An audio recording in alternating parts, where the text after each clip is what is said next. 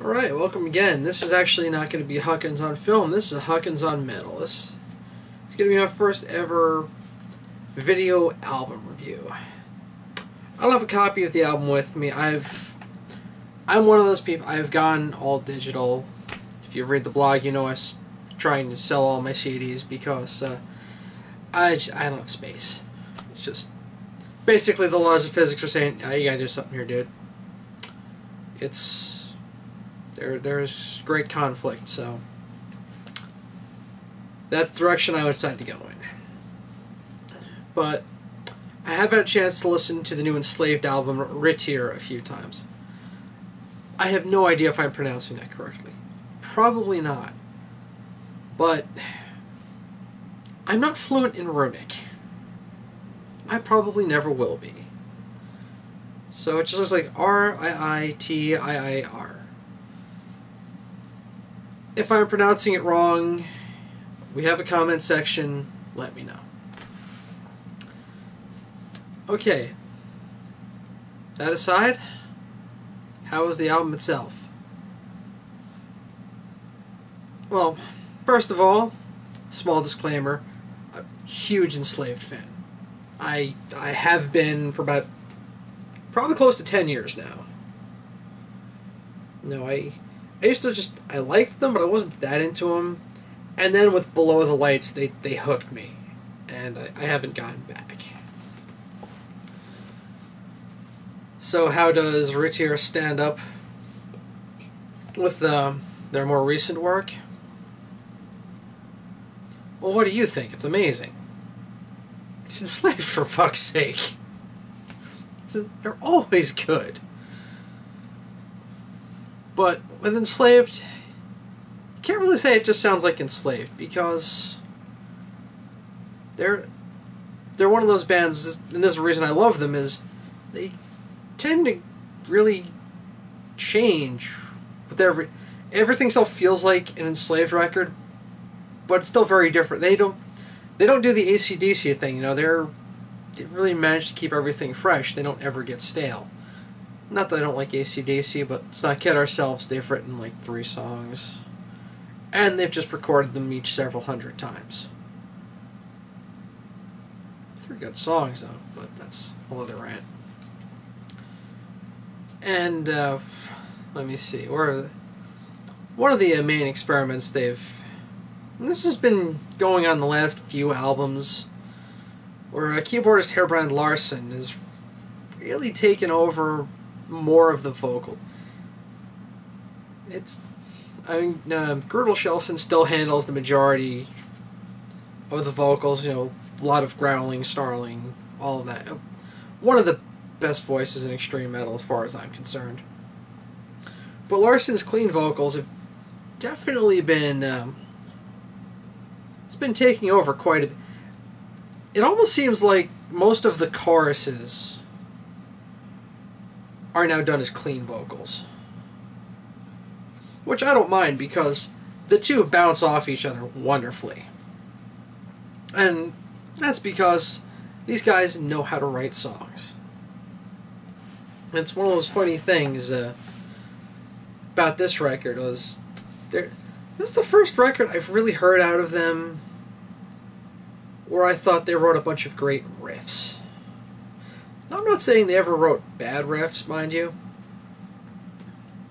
But with Enslaved, I never really noticed the individual pieces so much. I just always thought the sum was so much greater, or the whole was so much greater than the sum of its parts. And this, it's a little more individual. Probably not the right way to phrase it, but various aspects of the album they stand out more here and there. Now, don't get me wrong, everyone gets their chance to shine, and I'm very happy about that.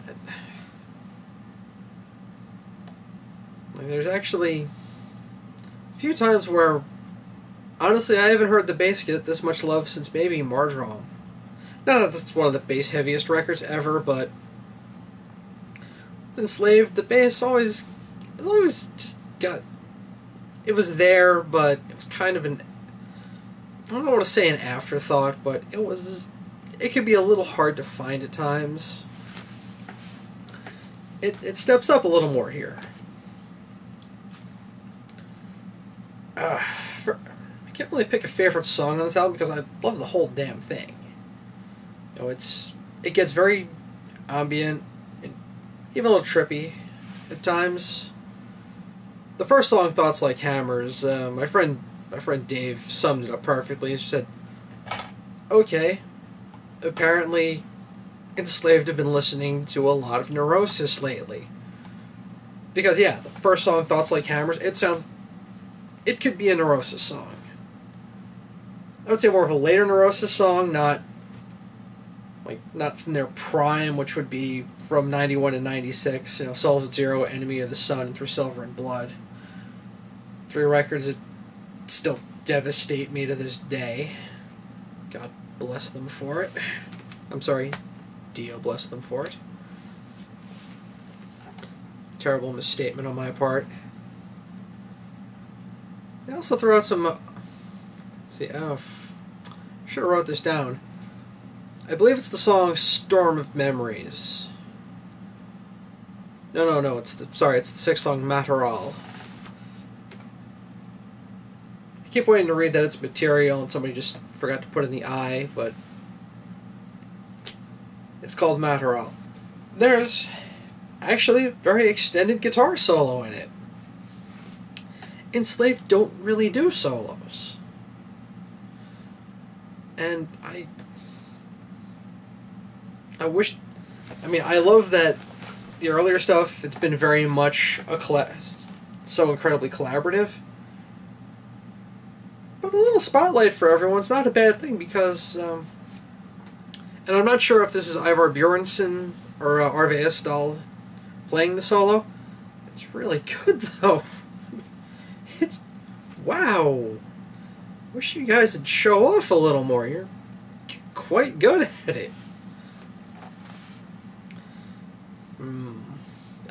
The title track, "RIITTIR," actually shocked me the first time I heard it because the opening, it sounds like an old "Today Is the Day" song. Not something I expected. And I'm talking amphetamine reptile era "Today Is the Day."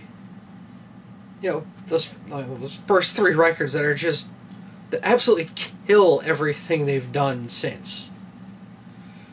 I mean, I even like some of the newer stuff, but they're never going to touch those first 3 records again.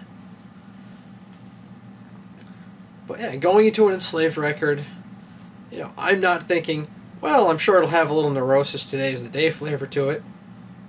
No, wrong.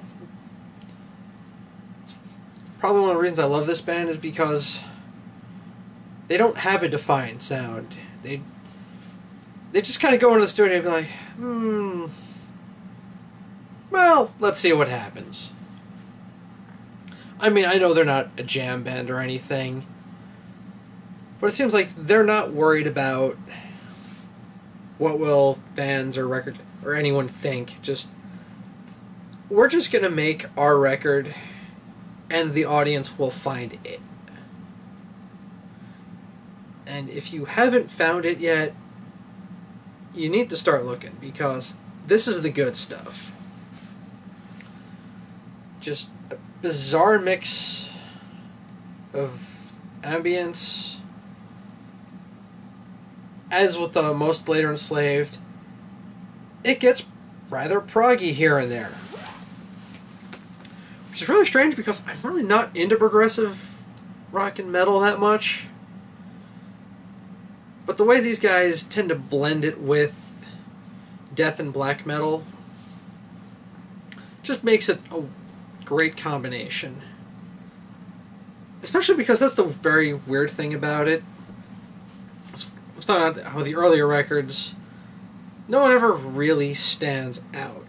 And that's always been one of my big problems with prog. Is too many of these bands, it just seems like an extended wank fest. You know, where just everyone gets to show off how great they are technically, but they never actually managed to blend everything together into an actual song. These guys, they manage... they somehow take the sound of progressive rock, but it kind of overpower the urge to freestyle at all times. I have a little trouble with the words here, but they have great individual talent, but instead of worrying about showing off everyone's individual talents, it's no. We work together as a whole, and this record is going to kill. And God bless him, it does. But yeah, if you've never listened to Enslaved, I'm not sure how helpful this review is going to be, but you know, it's them doing what they've been doing for about 11 years now. A lot of ambient prog weirdness mixed with death and black metal into a very unique sound. That's another thing that's very hard to review with Enslaved, is they don't sound like anyone. You know, most bands say, oh, they sound like a mix of band A and band B. Enslaved, it's like, crap, they don't sound like anyone. They really don't. And again, it's another reason I love them. They just have a very unique sound. Or if there are other Enslaved clones out there, again, I have a comment section. Let me know. I want to hear this. But yes, they've definitely gone way beyond their humble black metal roots into something that's very hard to describe and even harder to stop listening to. So yes, Enslaved, RIITTIR. Check it out, definitely. If I do a top 10 for this year, I can guarantee this is going to be fighting for that time. Probably going to be fighting with Utilitarian by Napalm Death for my record of the year if I decide to do one. I'd also have to do a little bit of research. I can never remember what came out when. Bad habit. But yes, the new Enslaved, I highly recommend it. It's, like I said, it's a little weird, it's a little out there. It's still pretty aggressive at times, but it does get a little bizarre. But as far as I'm concerned, it does so in a good way. Anyway, I'm going to wrap this up now. This is Kyle Huckins for Huckins on Metal. Hail Dio.